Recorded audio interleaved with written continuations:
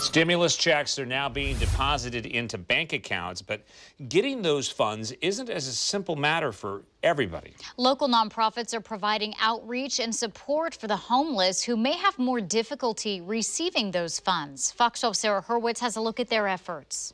Well, for those who don't have a home, it could be really difficult to receive a stimulus check. But for homeless shelter Rosehaven, it is reaching out to that population. It's giving some on-site help, and it's also referring folks to some other resources as well.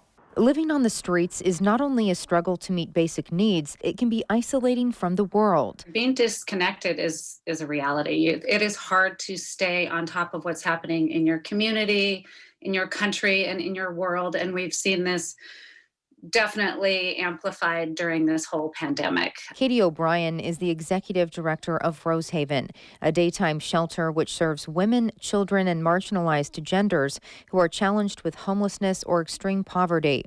O'Brien says in addition to meeting people's basic needs, the shelter is also helping people understand what's happening in our world, like the stimulus checks. We provide on-site mailboxes for about 500 people so that people, if they are getting a stimulus check and have us as their address, can have that mailed here and we can help with the distribution piece. The IRS says the non-filer tool, which was available for the first 2 rounds of stimulus checks, is not available for the third payment. According to the IRS, non-filers will need to file a 2020 tax return and claim the recovery rebate credit to receive the economic impact payment.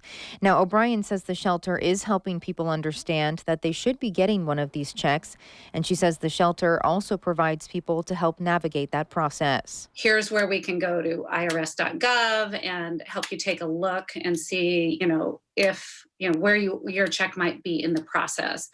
And if it isn't in process, what options are available to you in the community? What resources to, help you file a tax return that would make you eligible for that check?